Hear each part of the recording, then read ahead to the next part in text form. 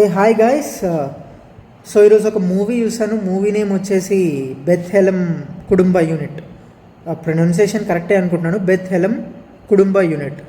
So it's Malayali film. నేను డైరెక్ట్గా మలయాళంలోనే చూసాను మూవీని, బికాజ్ ఇంకా తెలుగు వర్షన్ రిలీజ్ కాలేదు. మేబీ సెప్టెంబర్లో వస్తుంది అంటున్నారు. So Nivin Pauly and Mamitha Baiju lead పేరుగా యాక్ట్ చేశారు ఈ మూవీలో.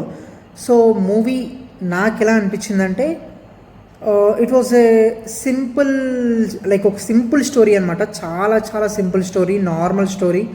మీరు ఎన్నో మూవీస్, ఎస్పెషల్లీ తెలుగు మూవీస్లోనే మీరు ఎన్నో చూసారు ఇలాంటివి. సో చాలా చాలా చాలా నార్మల్ స్టోరీ. పెద్దగా ఏమీ ఎక్స్పెక్ట్ చేయకండి. మూవీ చాలా లేపుతున్నారు, చాలా బాగుంది అంటున్నారు, ఓకే. బట్ అది చాలా చాలా సింపుల్ స్టోరీ అనమాట. అంటే మీరు మలయాళం నుంచి ఫస్ట్ ఆఫ్ ఆల్ మీకు ఒక నరేటివ్ చెప్తాను.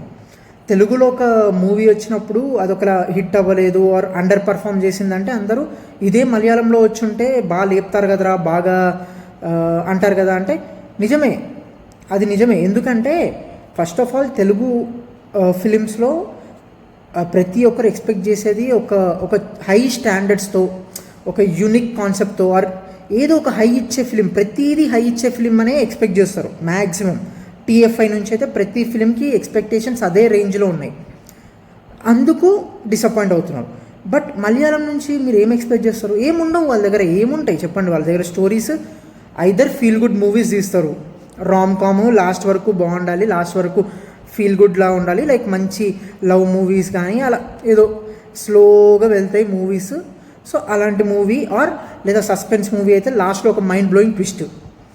ఎక్సెప్ట్ దృశ్యం కానీ, దృశ్యం కొద్దిగా వేరే కేటగిరీ. కానీ నార్మల్గా అయితే వాళ్ళ ఫిలిమ్స్ మ్యాక్సిమం ఉండేది ఇంతే.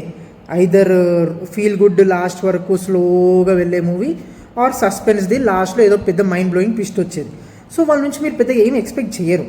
వాళ్ళ నుంచి ఇలాంటి మూవీస్, మంచి మంచి మూవీస్ ఇలాంటివి వస్తేనే మనం లేపేస్తాం. యా, సో అలా.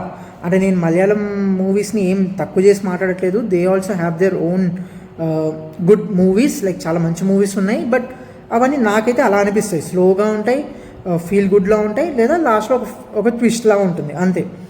సో అలాంటి మూవీయే ఇది కూడా. సో ఇది కూడా ఒక స్లోగా ఉంటుంది ఫస్ట్ నుంచి లాస్ట్ వరకు, బట్ ఒక గుడ్ ఫీల్, లైక్ ఒక మంచి ఫీల్ గుడ్ మూవీ అనమాట.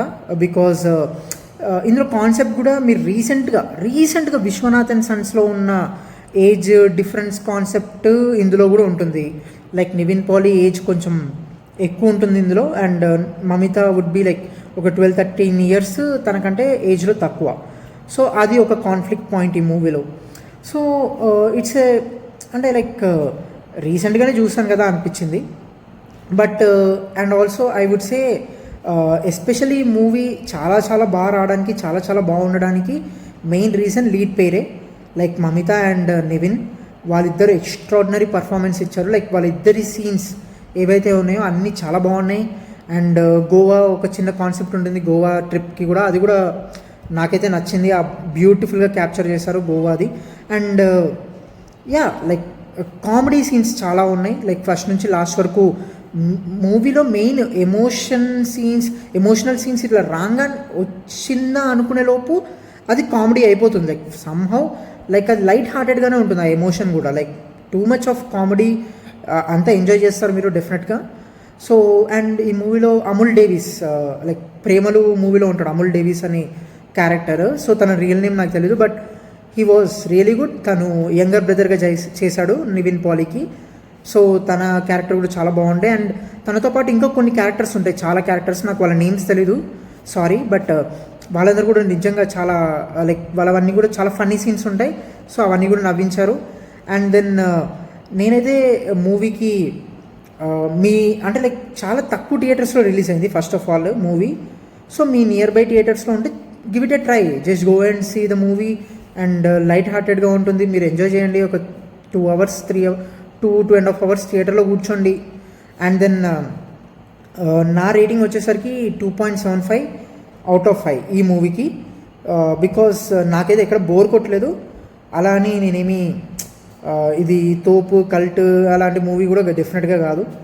So normal movie 2.75 from me.